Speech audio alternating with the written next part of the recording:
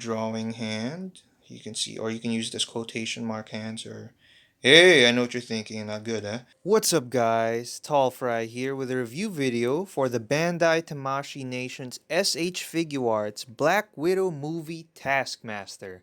And wow, that's a mouthful. This figure was released at around June or July of 2020, but let me tell you, I've been wanting to get my hands on this since the promo pics dropped in March. Like, I would keep talking about how badass he looked with all his different weapon accessories, and now I finally freaking have it. Let's go. I bought it off of another collector, thank you Joel, for selling it at a relatively low price. And man, I'm just impressed by how much money you can save from being part of Facebook collector groups. You can find this toy at your go-to online toy store, like Big Bad Toy Store, for around 80 to 90 plus dollars, but I got mine for only 2,200 pesos. Wow! Which is that much in US dollars. I'm sorry, my country's currency is in pesos. Like, what do you want from me, man? Anyway, let's get this off the stand to get a closer look at this sexy figure. The height of this guy is around 6.25 inches tall, which I guess is around the standard scale for SH Figuarts. I wouldn't exactly know for sure because this is my first ever SHF figure.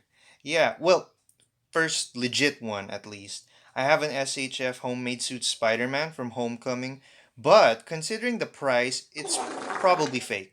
So sorry Spidey, but the real first placer here is Taskmaster right here. And can I just say that he looks freaking pristine? Like, damn, I had no idea the feel and the level of quality of import figures would be this much better than the mass retail $20 figures. I actually don't know if I'm being sarcastic with myself, but I'll talk more about that later. If we take a closer look here, we can see all those beautiful details of that skull mask. By the way, with this design, I wasn't exactly too used to the whole motorcycle armor looking, because I'm still used to the comic look with the white cape and the actual skull mask. But I get what the MCU is trying to go for. They're trying to make it look modern and semi-realistic. Yes, blue and orange, very realistic for tactical. But yeah, it kind of grew on me, and I like this design now. And even those individual teeth, even for the nose, I guess it could only use some kind of shading for like a wear kind of look, but as it is, it's still pretty epic to look at. You can see the black there. This lens is actually transparent with a black tint, and we'll see that later with one of the accessories it comes with. Now for the hood, ooh, we can see some QC issues. Like this, I thought this was hair or dust, but nope, that's actually some paint scuff, not epic. And we can see more here. We got just some few specks of blue. And then we look here. Oh, that's not great to look at, man. That's quite a big blue splotch of paint on an area that should be orange and even white. We have some more white hair looking paint splotches. I guess this is kind of cleaner, but still not quite aligned. Yeah, and then we have the rest of the hood. Pretty okay here. I'm liking the texturing, the attention to detail. Let's just take a look at the detail that comes with this head. Very amazing. So we saw the front side. But then we can see, oh, also the top of the head is textured. Wow. Very nice to look at, guys. Silver and blue mainly. Then we got a bit of black. Oh, we got multiple circles there. I'm probably gonna display him like this, honestly, because my Marvel Legends one has his hood down, so I like the variety, you know. Plus, you get to see that nice detail with this helmet and mask and stuff. And then we have his silver scarf, which is I'm not entirely sure how accurate that is to the movie design, but it looks pretty good. I like how shiny it is, and then it just goes into the backpack. So yeah, okay. Okay, and then we have the amazing paintwork here with the armor, the blue and orange and silver. Wow, it really stands out. Like the I like how smooth it is and then how it can kind of shine, it shines light off of it. Very nice. So many T's for Taskmaster, right?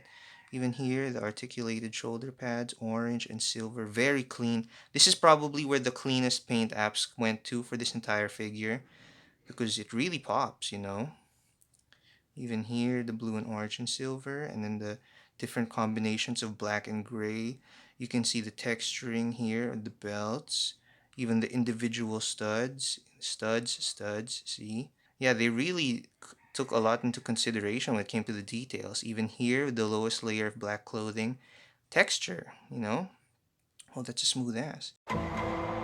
Even this part of the pouch where I assume like some kind of fastener or buckle would be, they could have not painted that, but import figures do it well, so they painted that. The line work on the straps is pretty amazing. And even here at the back of his calves, more armor. This guy's pretty armored up, but he's actually very agile, as we'll see in the movie. Hopefully, this May. And he has holes at the back of his feet. And not the bottom. That's strange. Yeah, smooth feet, some legal whatevers. We have armor for his feet also. Yeah, the attention to detail on this is quite exquisite, if I do say so myself. I love it, especially the mask and, yeah, the armor in general. Like, wow. Now, for the sake of being unbiased, I will also kind of point out the gripes that I have with this figure design. And let me just tell you right off the bat, there are very, very little.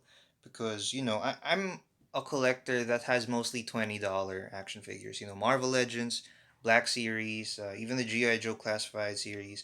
And yeah, I've gotten used to those level of quality. So seeing this, my mind is just absolutely blown. But yeah, I will I will try to be unbiased. So one thing that kind of throws me off is this kind of wrist joint. It looks pretty disjointed. Like you can see, oh, that's an arm, that's an arm. Whoa, what is that? It kind of takes away from the realistic look of it because you can see like I mean I understand like I'm not an expert on like joint engineering and stuff like that, and then they have to make some leeway because of course you have lots of hand accessories to fix it, but like still that's kind of a that's kind of a off to look at, and then yeah, aside from the paint scuffs, I'm all okay with that.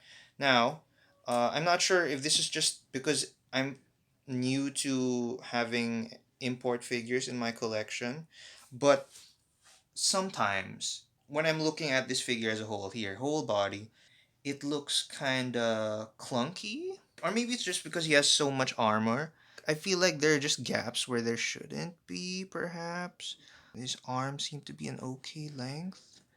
Like, I don't know, just sometimes. It's not a feeling that I always have, but sometimes he just looks like clunky. Like, oh, here. I can fix his shoulder here to make it look more realistic. Like, there. That's a continuous shoulder pad, right?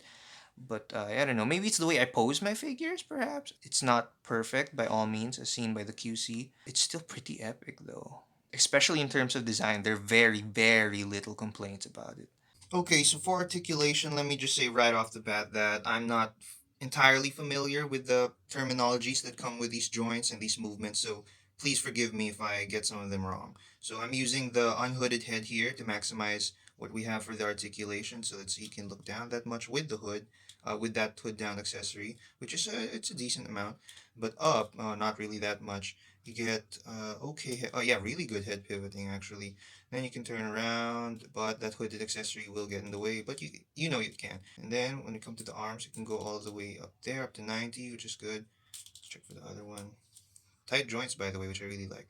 Then you can go all around, which is nice since the shoulder pad is connected to the arm itself and not to the torso, so it will just follow it along like that. You got butterfly joints, so it can go in that around that much.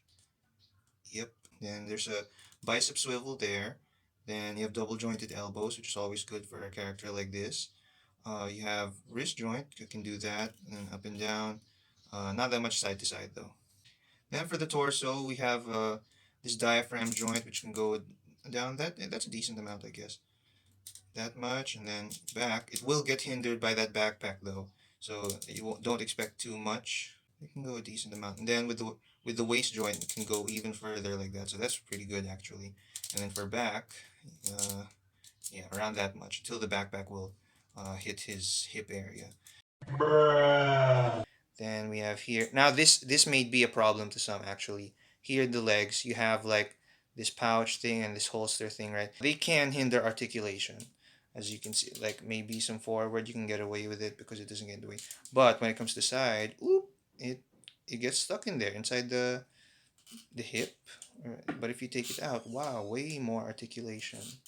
And that's pretty good, actually. So maybe some people might decide to just remove it and just to get the max articulation they can. Because, like, wow, you can do like full kicks and stuff. Instead of making a separate gun accessory, you could have just made this rubber and then put the actual gun inside the holster. Like, I've seen that work with Marvel Legends before, so it probably could have worked here too. But, to each his own, I suppose.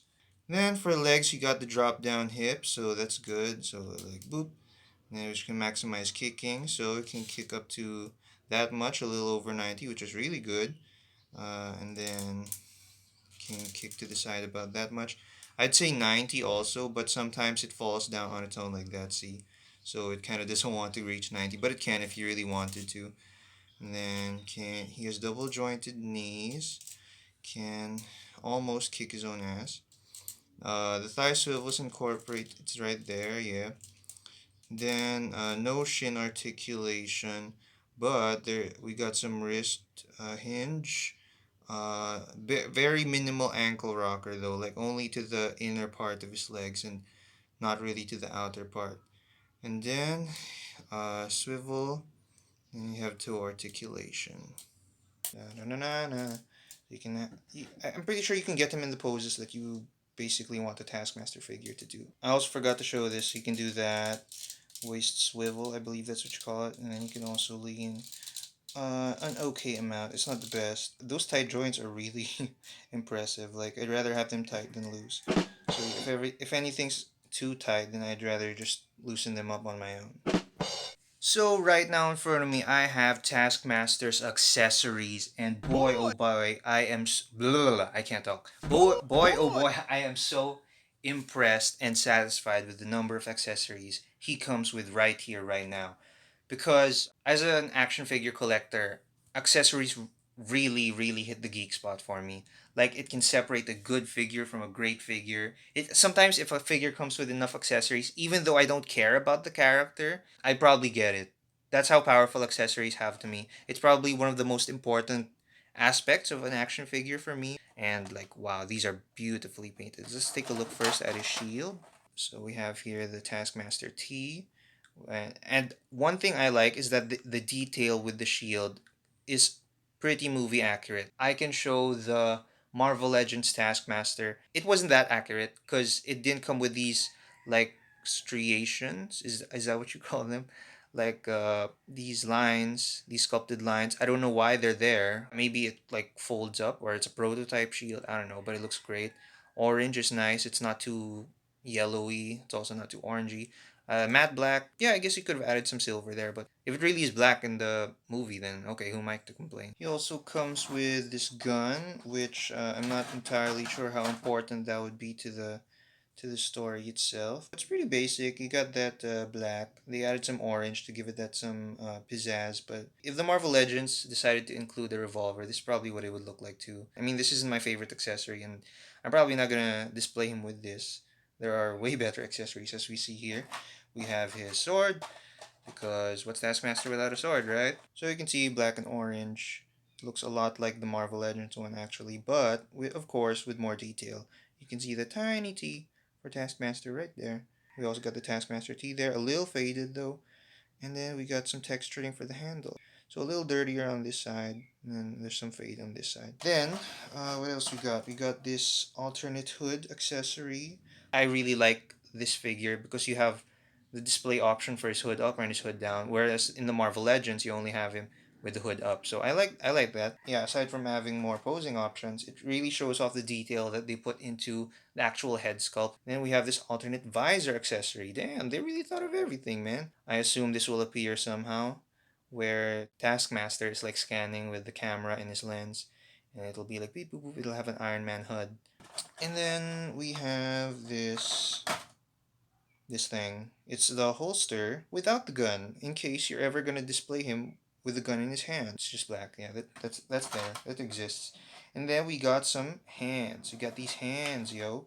So we have one, two, three, full pairs of hands, the one trigger finger hand for the right and one bow drawing hand for the right also. But before that, we get this. This is honestly my favorite, probably my favorite accessory, the bow and arrow, because the Marvel Legends version, it's not as good as this.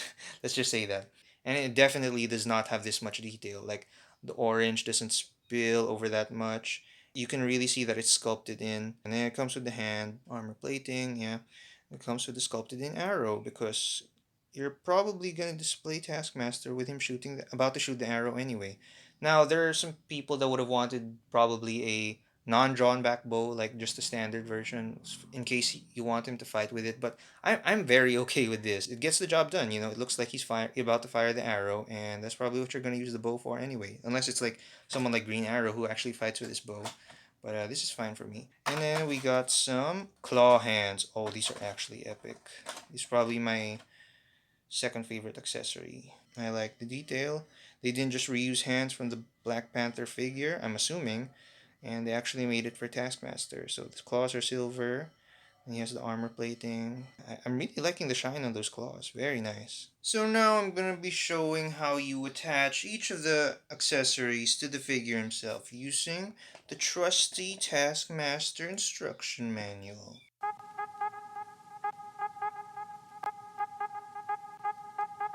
You take out the head like, oh yeah, like that.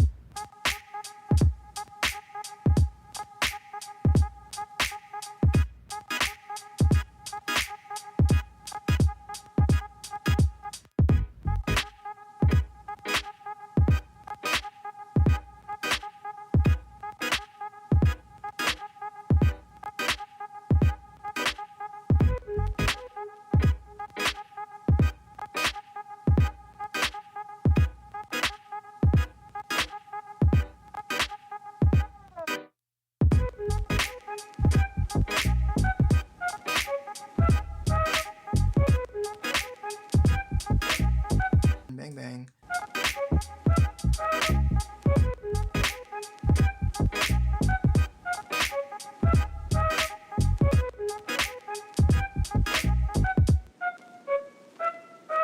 Oh, I see. Okay, so when you have him with the splayed out hands, maybe it could be like his pre-claw hands?